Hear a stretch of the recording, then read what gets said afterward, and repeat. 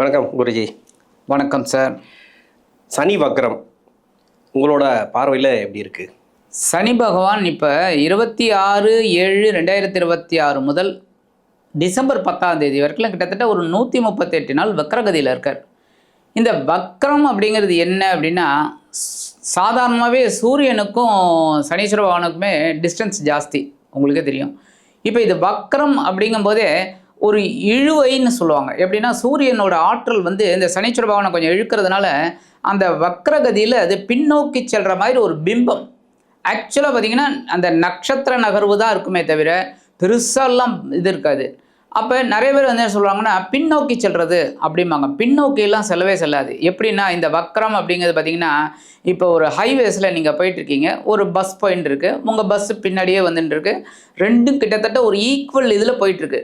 அப்போ நீங்கள் ஜன்னல் வழியாக அந்த வண்டியை பாருங்கள், கிட்டத்தட்ட ஒரு கொஞ்சம் பின்னாடி போகிற மாதிரியே இருக்கும். ஆனால் ஆக்சுவலாக பார்த்திங்கன்னா ரெண்டும் நம்ம இதுலேயே தான் வருது. ஆனால் அந்த வண்டி வந்து உங்களுக்கு பின்னால் போயிட்டே இருக்கிற மாதிரி ஒரு பிம்பம் இருக்கும். ஆனால் ஆக்சுவலாக அது கிடையாது. அந்த மாதிரி இந்த வக்ரம் அப்படிங்கிறது அந்த ஒரு கிரகத்தோட ஒரு வேலையை செய்ய விடாமல் இருக்கக்கூடிய ஒரு அமைப்பு. அப்போ இந்த மீன ராசியில் அற்புதமாக சஞ்சாரம் பண்ணிகிட்டு இருந்த சனீஸ்வர பகவான் இப்போ வக்ரகதியில் இயங்க போகிறார். கிட்டத்தட்ட அந்த சூரியன்லேருந்து 9வது இடம், 8, 9, 10 அதெல்லாம் வந்து பார்த்திங்கனாலே வக்ரம் தான். அப்போ இந்த சூரியனோட நகர்வும் இருக்கும், இந்த சனீஸ்வர பகவானோட இதுவும் கொஞ்சம் கொஞ்சமாக இது பண்ணோம். அதுக்கப்புறம் டிசம்பர் 10 தான் வக்ர நிவர்த்தி ஆறார். ஏன்னா சூரியனும் சந்திரனும் இது சனீஸ்வர பகவானும் ஓரளவுக்கு கிட்டத்தட்ட வந்துடுவாங்க. சனி பகவான் உங்களுக்கே தெரியும், தர்மகாரகன், நியாயவான். அப்போ சில ராசிகளுக்கு ஒரு நன்மை பயக்கக்கூடிய அளவில் இருக்கும் இந்த வக்ரம்.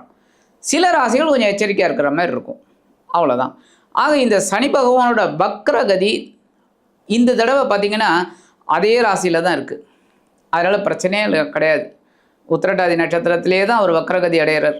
அதனால் ஒன்றுமே பிரச்சனை கிடையாது. கும்பராசிக்கு வர போகிறதில்ல. ஸோ மீன ராசியில் வக்ரம் அடையக்கூடிய இந்த சனீஸ்வர பகவான் ஒவ்வொரு ராசிக்கும் என்னென்ன பலாபலன்களை கொடுக்க போகிறாருங்கிறத பற்றி பார்ப்போம். அதுக்கு முன்னாடி நம்மளோட ஆன்மீகம் ப்ளஸ் சேனல் நேயர்கள் அனைவருக்கும் ஜோதிட குருஜியின் இனிய வணக்கங்கள், வாழ்த்துக்கள், ஆசீர்வாதங்கள். சப்ஸ்கிரைப் பண்ண அனைத்து இனிய நெஞ்சங்களுக்கும் எங்களது நெஞ்சார்ந்த நன்றிகள்.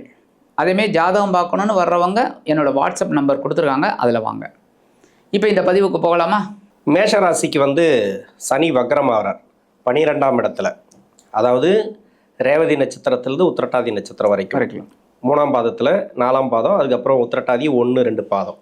இந்த 4 பாதத்தில் தான் சுமார் 4.5 மாதங்கள் வக்ரகதியில் இருக்கிறார். இப்போ 7.5 சனி போயிட்டுருக்கு. இப்போ வக்ரமாகிறதுனால 7.5 சனியோட தாக்கம் கம்மியாகுமா? இந்த மேஷராசி நேயர்களுக்கு இப்போ ஒரு அதிர்ஷ்டமான காலம்னே சொல்லலாம். ஏன்னா 7 ஆரம்பித்ததுலேருந்தே 7.5 ரொம்ப பாடாப்படுத்தி அவங்களுக்கு ரொம்ப டென்ஷன் கொடுத்தாச்சு, இல்லைன்னு சொல்ல முடியாது. ஆனால் இந்த வக்ரகதி அவங்களுக்கு ஒரு ஃபேவரபிள் பொசிஷனாக கொடுக்கும். எப்படின்னா இந்த விரயராசியில் தான் அவர் வந்து வக்ரம் அடைகிறார். நட்சத்திர சஞ்சாரம் அப்படிங்கும்போது விரயராசி அப்படிங்கும்போதே கண்டிப்பாக பொது பலன்கள் அப்படின்னு பார்த்திங்கன்னா விரயங்கள் கட்டுப்படும். அதுதான் பெரிய விசேஷமே. ஏன்னா இவங்களுக்கு நிறைய அனாவசியமான செலவுகள் தான் போய்கிட்டு இருக்கு. ஒரு செலவு எடுக்கணும்னு நினச்சா இன்னொரு செலவு எடுக்கணும்னா இன்னொரு செலவு, ஏதோ ஒன்று. ஏன்னா குடும்பத்தில் பார்த்திங்கன்னா நிறைய பேர் வந்து ஒரு 2-3 பேர் மேஷத்தில் இருப்பாங்க, என்ன 2-3 பேர் இந்த ஒரு வேறு இதில் இருப்பாங்க. அவங்க இது கொஞ்சம் அட்ஜஸ்டபிள் ஆகும். சில சமயம் அஷ்டமம் அப்படின்னாலே கஷ்டமாயிடும். ஸோ ரொம்ப டெர்பிளான ஒரு இதில் இருந்தவங்களுக்கு இப்போ ஒரு மூச்சு விடுற அளவுக்கு ஒரு நிம்மதி கண்டிப்பாக கிடைக்கும் இந்த வக்ர பயிற்சியினால். ஏன்னா சனி பகவான் வந்து இவங்களுக்கு பார்த்திங்கன்னா 10-11 கூடைய அதிபதி, ஜீவனாதிபதி, லாபாதிபதி. ஸோ இப்போ லாபங்கள் வர்றதுக்கு ஆரம்பிக்கும். லாபமே இல்லைங்கிற மாதிரி ஏதோ ஒர்க் பண்ணியிருந்தாங்க, அதாவது பரவாயில்ல சர்வை பண்ணால் போரும்னு. இப்போ தொழிலில் உத்தியோகத்துலேயும் கடுமையாக உழைச்சாங்களே தவிர அதுக்குண்டான ஒரு அங்கீகாரமே கிடைக்கல, ஏதோ பண்ணிகிட்டு இருக்காங்க. ஏன்னா சில பேருக்கு வேலையே போயிடுச்சு. ஏன்னா வேலையில் டென்ஷன் அவ்வளோ கடுமையான ஒரு இது, அதனாலே வேண்டாம் இந்த வேலை, அதுக்கு வீட்டில் சும்மாவாவது இருக்கலாம் அப்படிங்கிற மாதிரிலாம் இருந்தாங்க. இப்போ அவங்களுக்கு ஒரு பெரிய மாற்றம் கண்டிப்பாக கிடைக்கும். அதேமாரி தொழில் கண்டிப்பாக இப்போ அவங்களுக்கு அந்த லாபம், ஏன்னா லாபாதிபதி வக்ரம் அடைஞ்சாலும் விரயஸ்தானத்தில் தான் வக்ரம் அடைகிறார். செலவுகள் கம்மியாகும். செலவுகள் கம்மியாகும்போது கண்டிப்பாக இவங்களுக்கு லாபங்கள் கண்ணுக்கு தெரிய ஆரம்பிக்கும். சேமிப்பு இருக்கும். சேமிப்பு கண்டிப்பாக இருக்கும். ஒரு நல்ல ஒரு இது முன்னேற்றமான ஒரு வக்கர பயிற்சினே சொல்லலாம். இந்த மாதிரி ஒரு சுச்சுவேஷன் இருக்கிறதுனால குடும்பத்துலேயும் கொஞ்சம் அமைதி இருக்கும். ஏன் அப்படின்னா குடும்பத்தில் செலவுகள் அதிகமாக இருக்குங்க, வரவு கம்மியாக இருக்குது. கடன் வாங்கி தான் செலவு பண்ணிட்டு இருக்காங்க நிறைய பேர். கண்டிப்பாக நமக்கு கமெண்ட்ஸில் சொல்லுவாங்க பாருங்கள், ஏன்னா கடன் வாங்கி தான் செலவு பண்ணிட்டு இருக்காங்க. பரவாயில்லன்னு, ஏன்னா குடும்பம் ஓடணுமே அதுக்காக. இப்போ இந்த வருமானம் வரும், செலவுகள் கட்டுப்படுங்கும்போது இவங்களுக்கு ஒரு சேமிப்பு இருக்கும். அப்போ அந்த சேமிப்பு இருக்கும்போது அவங்களுக்கு ஒரு சந்தோஷம் இருக்கும். ஸோ குடும்பத்தில் இருக்கிற பிரச்சனைகள் கண்டிப்பாக குறையும். அதுதான் இவங்களுக்கு ஒரு பெரிய ப்ளஸ் பாயிண்ட். இப்போ மேஷராசியில் வந்து இளம் வயதில் இருக்காங்க இல்லையா, இப்போ திருமணத்துக்காக முயற்சி பண்ணிட்டு இருக்காங்க. ஆடி மாதம் ஆரம்பித்து போயிட்டுருக்கு. திருமணம் சார்ந்து நிறைய பிரச்சனைகள் இருக்குது அவங்களுக்கு, திருமணம் கூடி வரல அப்படின்ட்டு. இப்போ மேஷராசியில் இருக்கக்கூடிய அவங்களோட குழந்தைகள் இருப்பாங்கள்ல, அவங்களுக்கு சுப விசேஷங்கள் எதனா கூடி வருமா, திருமணத்துக்கு உண்டான காலமா, இல்லை வேற ஏதாவது சுப விரயங்கள்? இப்போ விரயத்தில் தான் வந்து அவர் வக்ரமாகிறார். சுப விரயங்கள் என்ன நல்லா கொடுக்கும்? இப்போ இந்த மேஷராசி நேயர்களுக்கு நீங்கள் சொன்ன மாதிரி 2 விதமான இது இருக்குது. எப்படின்னா மேஷராசி நேயர்களுக்கு திருமண பாக்கியம் அப்படிங்கும்போதே இவங்களுக்கு இந்த 5ஆம் இடத்துல கேது வந்ததுலேருந்தே கொஞ்சம் குடும்ப வாழ்க்கை அமையலை. நிறைய பேருக்கு தள்ளி போயிட்டுருக்கு, ஏதோ ஒரு ரூபத்தில் போயிட்டுருக்கு. அவங்களுக்கு இப்போ ஓரளவுக்கு வாய்ப்புகள் வரத்துக்கு இருக்குது. ஏன் அப்படின்னா வக்கரம் அடையும் போது ஒரு சுப விரயம் ஏற்படும், சுப செலவு, ஒரு சுப காரியத்துக்காக பயணங்கள் செல்வது, இல்லைன்னா ஏதாவது ஒரு வகையில் அவங்களுக்கு அமையறதுக்கு வாய்ப்பு இருக்குது. இருந்தாலும் சில பேர் எடுத்த உடனே கேட்பாங்க குருபலம் இருக்கான்னு கேட்பாங்க. அப்போ இந்த குருபலம் இவங்களுக்கு இப்போதைக்கு இல்லை. ஏன்னா 4ஆம் இடத்துல தான் குரு உச்சமடைஞ்சிருக்கார். சுகஸ்தானம் அப்படின்னாலும் குடும்பஸ்தானம் அப்படின்னு சொல்கிறத விட சுகஸ்தானம் தான் நம்ம சொல்ல முடியும். அப்போ சுகங்கள் ஏற்படுத்தி கொடுக்கக்கூடிய ஒரு இடத்துல இருக்காருங்கிறதுனால ஒரு வகையில் திருமண பாக்கியம் கிடைக்கிறதுக்கு ஒரு வாய்ப்பு இருக்குது. கண்டிப்பாக அமையும்னு நான் சொல்ல முடியாது. அதாவது அதில் மேஷராசியில் இருக்கக்கூடிய அவங்களுக்கு வாரிசுகளுக்கு, இல்லைன்னா மேஷராசியில் இருக்கிறவங்களுக்கு, மேஷராசியில் இருக்கிற உங்களோட வாரிசுகளுக்கு அவங்களுக்குன்னு பார்க்கும்போது ஓரளவுக்கு முயற்சிகள் எடுத்தால் வெற்றி வாய்ப்பு இருக்குது. முயற்சிகள் எடுத்தால் அந்த குழந்தைகளுக்கு கல்யாணம் பண்ணி ஆகணும் அப்படிங்கிற இதில் இருந்தாங்கன்னா அவங்களுக்கு நல்லபடியாக அமையறதுக்கு ஒரு சான்ஸ் கண்டிப்பாக இருக்குங்க. ஓகே, இப்போ தொழில் ரீதியாக எதனா முயற்சி பண்ணலாமா சார்? இப்போ வெளிநாட்டில் இருக்கிறாங்க இல்லையா, அவங்களுக்கும் சரி, இல்லை இங்கே இருக்கிறவங்க ஒரு சிறு தொழில் முதல் கொண்டு பெரிய தொழில் வரைக்கும் நம்ம எல்லா பயிற்சிகளுக்கும் கேள்வி கேட்டு தான் வரும். ஒரு சில பேருக்கு நல்லபடியாக நடந்துட்டுருக்கு. இப்போ முதலீடு அப்படிங்கிறது எக்ஸ்டெண்ட் பண்ணலாமா, இல்லை இருக்கிற வேலையை பார்த்துட்டு இருக்கலாமா? அந்த தொழில் இருக்கு இல்லையா, ஆல்ரெடி ரொட்டேஷனில் போயிட்டு இருக்கு சார்.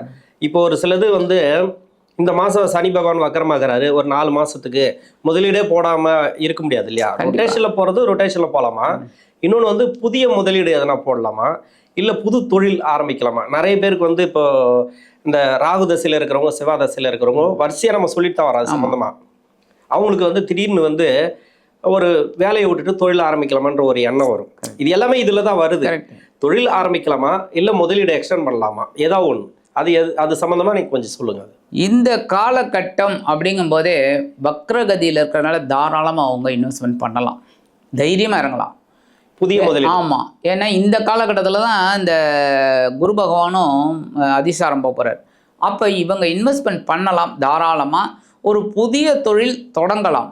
புதுசாக தொழில் தொடங்குறவங்க பெரிய லெவலில் இன்வெஸ்ட்மெண்ட் பண்ணாமல் பண்ணுறதா நல்லது. ஓரளவுக்கு அப்படியே ஏற்கனவே பண்ணிகிட்ருக்காங்க பிஸ்னஸ்ஸு, இன்னும் கொஞ்சம் இன்வெஸ்ட்மெண்ட் பண்ணால் தான் நல்லா போகும் அப்படிங்கிறவங்க தாராளம் இந்த காலகட்டத்தை அவங்க உபயோகப்படுத்திக்கலாம். யூட்டிலைஸ் பண்ணினா தான் ஒரு முன்னேற்றம் அவங்களுக்கு கண்டிப்பாக கிடைக்கும். ஏன் அப்படின்னா இந்த மேஷராசினர்கள் உழைக்கிறதுக்கு அஞ்சாதவங்க, உழைக்கணும்னு நினைக்கிறவங்க, இறுதி வரைக்கும் உழைக்கணும் அப்படின்னு. அப்போ தாராளமாக அவங்க இன்வெஸ்ட்மெண்ட் பண்ணி அருமையாக இறங்கலாம். இந்த காலகட்டம் அவங்களுக்கு ஒரு உறுதுணையாக இருக்கும்னே சொல்லலாம். ஓகே, இந்த சனி வக்கரத்துக்கு முன்னாடியே இப்போ சனி வக்கரம் வரப்போகுது. இப்போ சமீப காலத்தில் நிறைய பேருக்கு வேலை பிரச்சனை, 7 சனி ஆரம்பிச்சிலேருந்து போயிட்டுருக்கோம். இப்போ அந்த வக்கரத்துக்கு முன்னாடியே ஒரு சில பேருக்கு வந்து வேலையே போயிடுச்சு. இந்த வக்கர காலங்களில் புதிய வேலை வாய்ப்புகள் இருக்குமா? கண்டிப்பாக. ஏன்னா நீங்கள் சொன்ன மாதிரி நானும் இதை முன்னாடியே சொன்னேன். என்னென்னா நிறைய பேர் வேலை வாய்ப்பை இழந்து வீட்டில் இருக்கக்கூடிய ஒரு சூழல் அமைஞ்சுது. ஏன்னா உங்களுக்கு டென்ஷன், வேற ஒன்றும் இல்லை, டென்ஷன் தான். ஏன்னா அதுக்குண்டான ஒரு அங்கீகாரம் இல்லை. அப்போ அந்த மாதிரி சூழலில் அந்த வேலையை செய்கிறது இது இல்லை அப்படிங்கிறனால தான் அவங்க வேலையை விட்டு வந்துட்டாங்க. இப்போ அவங்களுக்கு ஒரு நல்ல வேலை கிடைக்கும். ஏன்னா 7.5 அதுவும் விரையராசியில் இருக்கக்கூடிய இந்த சனீஸ்வர பகவான் வக்ரகதி அடைகிறார் அப்படிங்கும்போதே கண்டிப்பாக இவங்களுக்கு ஒரு இடமாற்றம் கண்டிப்பாக கிடைக்கும். நல்ல உத்தியோக மாற்றம் எல்லாமே அருமையாக கிடைக்கக்கூடிய ஒரு வாய்ப்பு இந்த உத்தியோகஸ்தர்களுக்கு கண்டிப்பாக அமையும்.